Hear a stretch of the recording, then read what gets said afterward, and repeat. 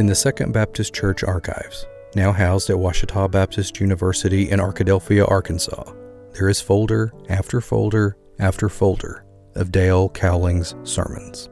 Some are typed manuscripts of nearly 20 pages, some are a few pages of scribbling on a legal pad, some are just outlines on a sheet of stationery. They cover all manner of topics: exhortations to tithe, the dangers of alcohol, the state of the church. Before laying eyes on the collected sermons, I assumed, in error, that I would find them arranged by year. They are actually cataloged by scripture reference. So the Cowling collection of sermons starts with Genesis and rolls on through Revelation. This is hellish if you want to find out what he preached in, say, 1957. On the other hand, there formed, eventually, a certain wonder in opening a folder and being transported to the country's bicentennial in 1976, or the fresh grief following a president's assassination in 1963, or the preacher's reaction to the 1977 miniseries broadcast event that was Alex Haley's Roots. So it was that I eventually arrived at Cowling's sermons on a book called Philippians. I knew not where I was in American history as I cracked open a folder for Philippians chapter 2. Typically, Cowling would note the date of the sermon's delivery in the upper left corner of the first page. The significance of this date took a moment to compute. 7/20/69, 7/20/69. Scribbled underneath that, in black ink, he wrote, "Date of man on moon." Okay, Neil, we can see you coming down the ladder now. Cowling titled his Sunday evening sermon Living Luminaries, and would be making the point that Christians should reflect the light of Christ. But that's not really what I'm interested in here. It's the other stuff, about reaching for the heavens. Cowling wrote, in the day's gendered language, "The moon is the largest luminary visible to the eye of man from Earth. Because of this, it has always held a terrific fascination. This great luminary has constantly compelled man to explore it, to come see what it is like. This fascination has gripped the minds and concerned the efforts of thousands. Only this afternoon, July 20th, 1969, at about 3:30 p.m. Central Standard Time, man landed his craft on the surface of the moon and will soon step out upon lunar soil. Man had to go." T-minus 10, 9, 8, I love all of this for several reasons, not least of which are Cowling's corrections. He originally wrote, "Man landed his craft on the surface of the moon and will soon step out upon the surface of the moon." He scratched that second mention of the surface and replaced it with lunar soil. "We will soon step out upon lunar soil." Okay, I just checked, getting back up to that first step. Roger, we copy. Pretty good little jump. I imagine Cowling was looking to eliminate redundant phrasing, but his rewrite hit home for me, a native of Huntsville, Alabama, home to both Marshall Space Flight Center and the farm where I grew up. Lunar soil. I'm at the foot of the ladder. The surface appears to be very fine-grained as you get close to it. It's almost like a powder. That July 1969 evening in the church at the corner of 8th and Scott, Cowling noted that lunar soil was now something humans trod. It was a feat that represented blistering change, expansive vision, and people on the move. I'm going to step off the limb now. Cowling and the church he pastored were acquainted with all of it.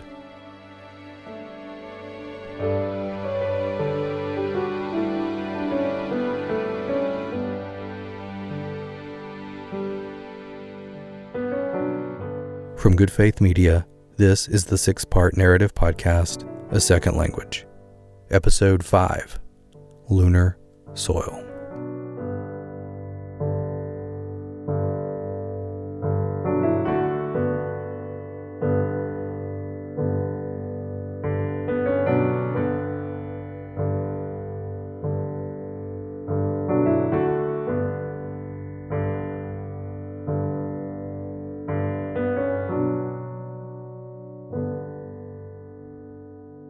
Brooks Hayes was defeated for Congress in November 1958.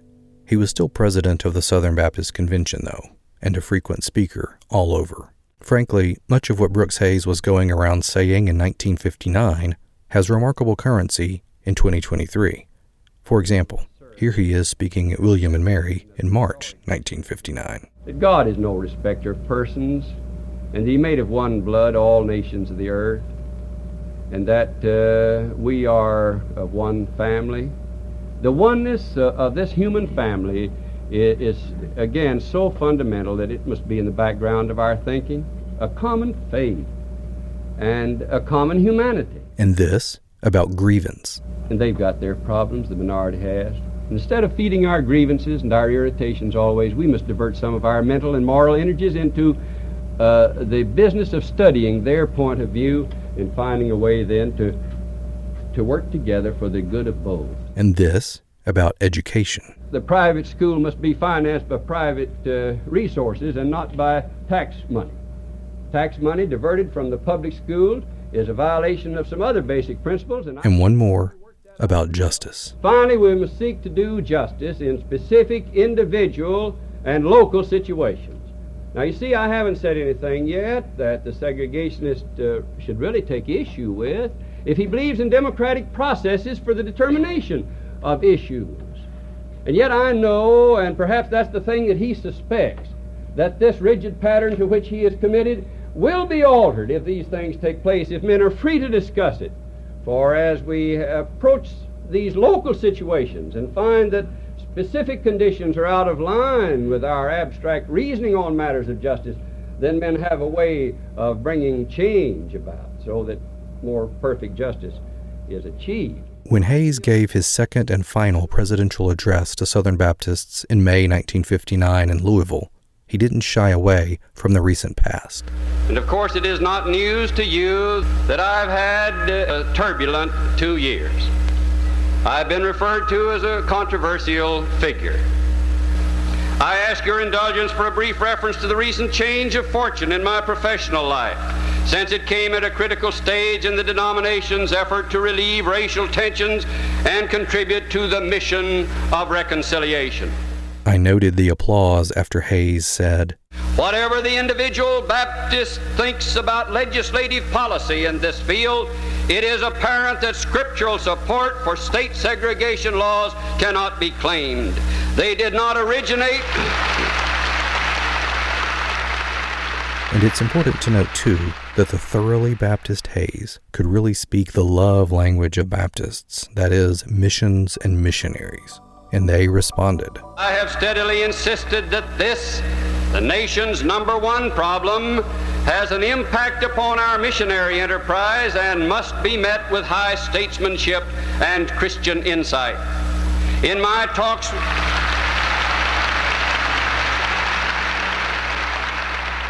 They ate up Hayes' concern over how racial strife at home could impact missions abroad.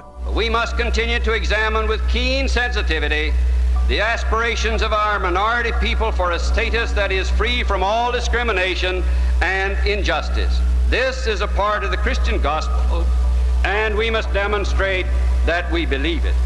We cannot export what we do not have, and if our Christian devotions here are inadequate, our missionaries cannot transmit the Christian message to unsaved peoples abroad. These missionaries plead for a better performance in human relations."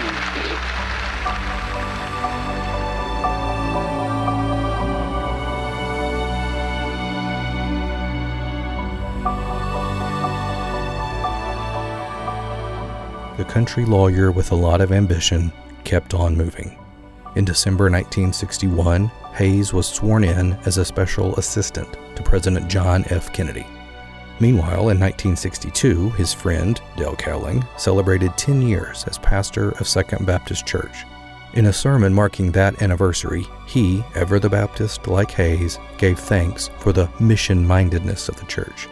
He celebrated its downtown location and pumped the congregation up for a bright future, despite, or perhaps because of, its experience during the integration crisis.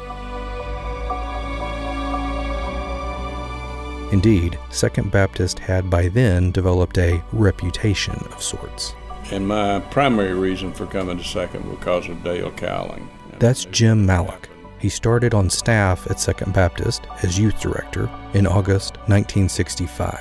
And I knew what had happened in the previous years in 57, 58, when Faubus closed the schools and so forth, and I knew the stand that they had taken, and so I visited Jim and his wife Gail at their home in Little Rock. Joining me was my colleague Starlette Thomas. You heard from her in episode 2 in the archives. The four of us enjoyed dinner. We have my mother's hot chicken salad. And conversation. Starlette and I picked the brains of this gracious couple who hold much of the institutional memory of the church.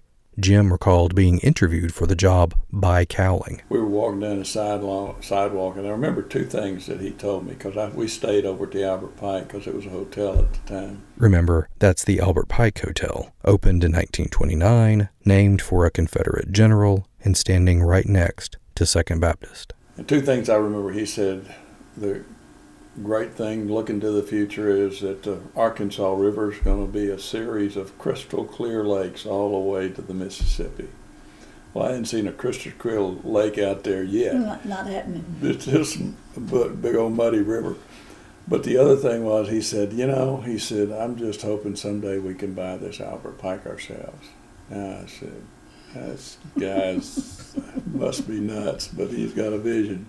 Over dinner of hot chicken salad, twice-baked potatoes, and green beans, I asked the Mallocks. But by the time y'all got to the church, did you feel like the church was already on some sort of trajectory, if you will, or that the identity of the church had already kind of been cast, if that is a fair way of phrasing it? The identity had been cast, but there were still... 1960s Little Rock, like other parts of the country, was experiencing white flight. The racial makeup of neighborhoods and schools was changing. Second Baptist, unlike many other churches, chose to stay downtown. In October 1966, it dedicated its new sanctuary downtown at the corner of 8th and Scott. And in the literature of the era, you can see it working hard to pitch itself to populations moving to the suburbs. The Arkansas Democrat newspaper carried an ad at the time for Second Baptist. The ad was a drawing of the church, surrounded by clouds of suburbs like West Markham, Meadowcliff, and Westover Hills. A line connected each suburb to Second downtown, indicating the drive time. Park Hill, 7 minutes. Westwood, 18 minutes. Where the difference is worth the distance, the ad said. So the church was trying to convince members and prospects that Second was worth the drive. And by the late 1960s, the church was also doing ministry work among African American children in communities that whites were abandoning. We started, under Dale's leadership, a number of just children's ministries there. We started with VBS, and then we got into a weekly Bible study in fellowship time in these 3 different churches. And they were all African American children that were coming to them. And we would, once a month, we would have a big worship service in Sunday evening. We would bring those children in, and have a service together in the downtown church. Even, and still, at Second, this kind of activity had its detractors. Jim Mallock said after one contentious meeting about it, several dozen people who were opposed to this ministry got up and left the church. I was so uptight about that when that was over and I came home, I went in and just told Gail, I said, I'm going to bed. And I lay down that night, and I just, simplest prayer I've ever prayed in my life. I said, God, I can't take it anymore. And I woke up the next day with the most calm and peaceful attitude that God just let me know, said I'm still on my throne. There are going to be bumps along the road, but I'm still on my throne. And that was as real to me as anything that's ever happened in my life.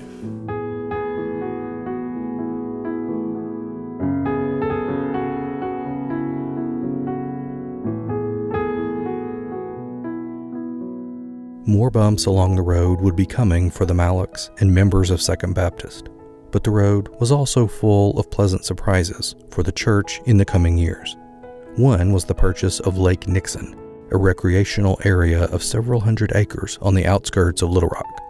The church envisioned it for, among other things, a day camp summer program for children of all backgrounds. Mallock remembers someone telling him, "First time a black person walks in that door, said you're going to lose your whole business." And so it didn't happen. And we started a day camp program. In Cowling's vision to purchase the Albert Pike Hotel, it didn't go away. Mallock says one day, in August 1971, Cowling shared his vision publicly, adding that he wanted the church to be able to buy the hotel and turn it into a residence for the elderly. About a week later, Cowling got a phone call. The woman on the other end of the line was named Marcia Tillman. She was not a member of the church, but she had heard Cowling speak the week before. She said she wanted to come visit with Cowling. She came and said, "Young man, tell me your dream." When he finished, she said, "How much is it going to take to do it?" And he said, "I've got to have $150,000 in cash, and the church doesn't have any." And she said, "Well, when you show me a signed contract, I'll give you the $150,000. And so he said, "Okay."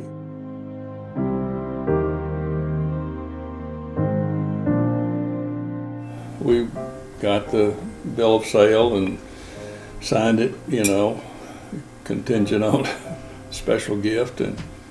And when he took that to her, she took him to the bank and went to the lockbox and went back to the table, and she started plopping blue chip stocks down, and they were keeping up with it, and walked out of there with $156,000.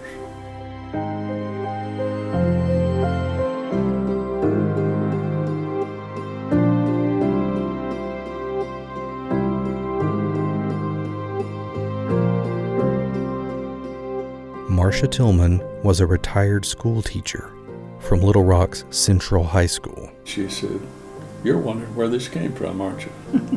And he said, "Yes, ma'am, I sure am." And she said, "Well, just while I was teaching, I would buy a little stock every chance I got. And that's where this came from." And there were plenty left in there when she got through. Anyway, so we bought the hotel.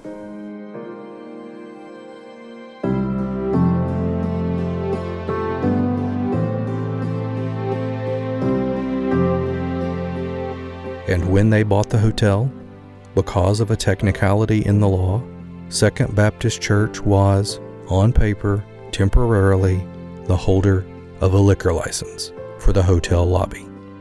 Maybe they're court Baptists after all. This podcast, A Second Language, will be right back after this word from Christians Against Christian Nationalism.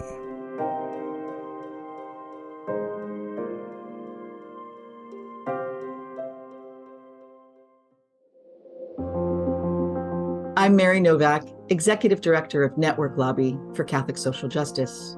We were one of the early supporters of the Christians Against Christian Nationalism campaign. People of all faiths, and no faith, have the right, and in fact, for some religious traditions, have the responsibility to engage in the public square. Separating the institutions of religion and government does not and should not mean silencing constructive religious voices. And people approach voting and public policy from a variety of perspectives, including their religious beliefs and ethics. There can be, and often are, religious viewpoints on multiple sides of a policy debate. And that is where we get some of the best results for our common good. Christian nationalism tends to ignore and devalue multiple religious viewpoints. And that is antithetical to the goal of the common good inherent in this pluralistic democracy. For more on the campaign, visit ChristiansAgainstChristianNationalism.org. Welcome back to A Second Language from Good Faith Media. Dale Cowling was always proud of what the church accomplished with the Albert Pike Hotel.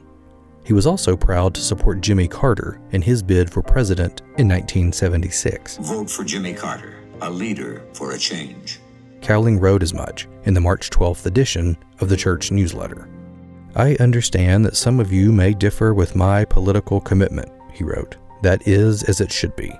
I simply want all of you to know that I view this presidential election as a matter of grave importance and that I will do what I can for my Christian friend, Jimmy Carter. About 16 months later, the church newsletter reprinted a note congratulating Reverend Cowling on his 25 years as the church's pastor. The note was on White House stationery and signed by President Jimmy Carter. Of course, Carter's presidency, along with other cultural changes in American life, intensified all kinds of backlash and power grabs. That's how the Southern Baptist Convention wound up with a president who, in 1980, said, "God Almighty does not hear the prayer of a Jew."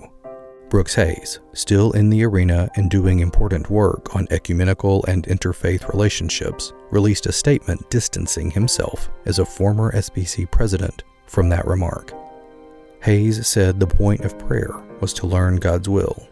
Therefore, he wrote, the way to God should be and is open to everyone, saint and sinner, Jew, Muslim, and Christian. Brooks Hayes died in October 1981. He was 83. His funeral address was delivered at Second Baptist by the church's pastor then, Larry Maddox. Maddox said up front that one of Hayes' favorite scripture verses was Micah 6:8, the one about doing justice, loving mercy, and walking humbly with God. In fact, Maddox structured the eulogy around those commands, offering how Hayes had exemplified them.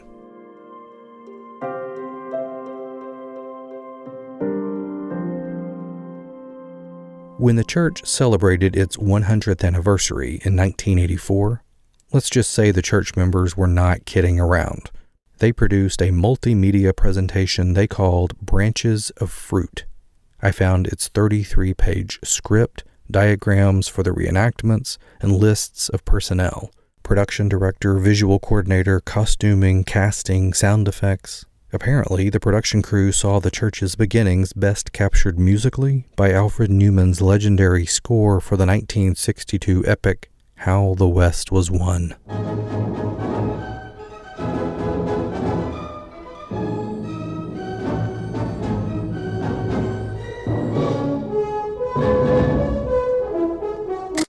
That's it. When you play the audio cassette for the Centennial program at Second, which I found in the archives, that's how it started. That was the prelude. Then a narrator took over, and my apologies in advance for not having this guy's voice. The Civil War had long ended, but unity had not been restored. The country was suffering the growing pains of the Industrial Revolution and the shift to an urban society. The scars of war were still stinging in Little Rock, as well as most of the South. One of the areas that the church focused on in its presentation, ecumenical and interfaith work. They were proud of Brooks Hayes' ecumenical work, Dale Cowling's special citation from the National Conference of Christians and Jews, and then, more recently, the establishment of an ecumenical religious forum at the church. Those interfaith ties continued when Gene Levy arrived in Little Rock to be rabbi of Temple B'nai Israel. Anyway, so we came in 1987, and I retired in 2011, so it was 24 years at the temple here. And during that time is when I got involved with interfaith, and this church became kind of an integral part of that, just because it was a Baptist church, and I had this view of Baptists that I'm sure that many of them had of Jews. You know, we were talking about interfaith relationships building in the 1980s, when a lot of people weren't. That's Dr. Sarah Tarek, Associate Dean for Student Affairs in the College of Medicine at the University of Arkansas for Medical Sciences. I, again, always very comfortable with people of other faiths. I'm a Sunni Muslim from a very strong Sunni family, but grew up with the Shia family in Little Rock. My other very close friends were Christian, Catholic, and Jewish. So very comfortable. She graduated from Little Rock's Central High School, went to medical school, and served as chief resident at Brown University before moving back to her hometown. She's heavily involved in interfaith work and is good friends with Preston Clegg. So for me, Little Rock is this amazing place of people of all faiths and backgrounds and cultures who come together and have tried to create this city and work together and build family and build community. And anybody who's shocked at that needs to come and visit us, needs to come and see this place. When Muslims were not in the forefront, Muslims in this city were. There weren't a lot of us, but we were talking and we were connecting. The Catholics, the good Catholics and the Presbyterians and the Methodists and the Jews of the city knew who we were. So we were a small enough city to where those factions and cliques, they do exist, but they don't exist in such a way that they're so separate. We're small enough that we have to work together. We have to be connected together in this way. And we choose to. It's a tradition. The Jewish community here and the Islamic community are very small. Beyond our own internal programming, there's plenty of time to reach out and do interfaith type of things. We don't have to, it's not just temple, synagogue, temple, synagogue, doing things together, and mosque, but there's one mosque, maybe two, and just a couple of synagogues. So those of us who are more in the liberal to moderate part of the religion, I would say, both for Islam and for Judaism, and then are more interested, in the aggregate. We're the ones that we would say, there is not just one truth. There are truths with an S, as opposed to the other side that says, no, there's just one way, and it's our way, and they pretty much have isolated themselves away from the community. Through the years, Levy would occasionally teach a class at Second Baptist. I heard someone refer to him, the rabbi, as one of the most popular Sunday school teachers at the Baptist church. Of course, it's no surprise that Levy is friends with Kevin Hefner. Put these two together in a Baptist church, which I did one afternoon, and they started talking about being a mensch. A mensch, yeah. And a mensch it's hard to really define, but it's somebody who just exudes goodness and kindness. Somebody who really is at the forefront of helping people and being self-sacrificing and just being a good person. That's why I said it's hard. You can't describe it in one word. Kevin, as I noted back in episode 1, knows everyone. He gets around and always has insight to offer based on his experience, like this interfaith comment while at dinner with Judge Wendell Griffin. Well, like I said, I can go as comfortable. Hate to keep bringing up the mosque, but I'm telling you, man, the people at the mosque are like the Baptists I used to go to church with. They are normal, loving people. As the 20th century drew to a close, the church again was asking itself whether it should remain downtown. Ray Higgins. Little Rock is a unique place in the sense that it is the only inner city urban metropolitan area in the state of Arkansas. When I'm there in the 90s and the early 2000s, we have a little bit of discussion about do we stay or do we look at Lake Nixon as an option for a church campus? We never take a vote. We're going to stay. And the church has continued to stay in downtown Little Rock. It is truly one of a kind Baptist church because of its location and because of the values that it embodies. Second Baptist Church stayed downtown and continued its work on race and interfaith relations. But another significant challenge was around the corner, another bump in the road. Or would it be more than that? Preston Clegg. In my mind's eye, I thought I would be here for 5 or 6 years, marry and bury and earn trust. And when I had sufficient pastoral capital, we would talk about it. It didn't play out that way.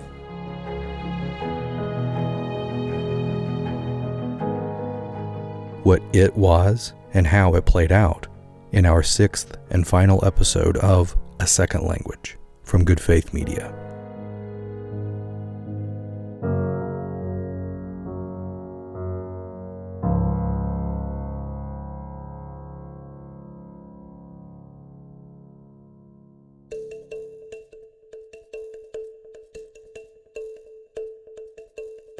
You've been listening to A Second Language, written, produced, and narrated by me, Cliff Vaughn of Good Faith Media. The executive producer is Mitch Randall. We hope you'll like, rate, and share the podcast. We are a nonprofit, and that really helps us out. Learn more about us at goodfaithmedia.org. Thanks to our interviewees, Kwame Abdul-Bey, Lanny Allenbaugh, Rebecca Cowling, Preston Clegg, Chris Ellis, Wendell Griffin, Stephanie Harp, Eric Higgins, Ray Higgins, John Kirk, Gene Levy, Jim and Gail Malik, Jenna Sullivan, and Sarah Tarek. Special thanks to my colleague, Starlette Thomas, who hosts the Raceless Gospel podcast from Good Faith Media, and to Callie Chisholm for the artwork. And huge thanks to Kevin and Angie Hefner. Thanks to Lisa Spear and Taylor Lawson at the Ouachita Baptist University Archives, Taffy Hall at the Southern Baptist Historical Library and Archives, Carolyn Wilson in the Special Collections Research Center at the William and Mary Libraries, and Cassidy Long in Special Collections at the University of Arkansas. Other material comes from the archives at NASA, the Library of Congress, and the Jimmy Carter Presidential Library.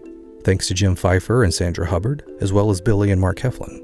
Thanks to Patrick Fleming and Debbie Huff, Marquis Hunt, Joe and Charlotte Jeffers, Connie New, David Rice, and everyone at the Bramble Market. Thanks also to the Community Bakery in downtown Little Rock. Our music comes from Pond 5. If you are interested in learning more history about Little Rock and Arkansas, visit the fabulous Encyclopedia of Arkansas.net, a project of the Central Arkansas Library System. Our podcast show notes will list other helpful resources. Check out our other podcasts from Good Faith Media, including our first narrative podcast, Brother Molly, about the life and work of theologian Molly T. Marshall. A Second Language, released in August 2023 from Good Faith Media. We thank you for listening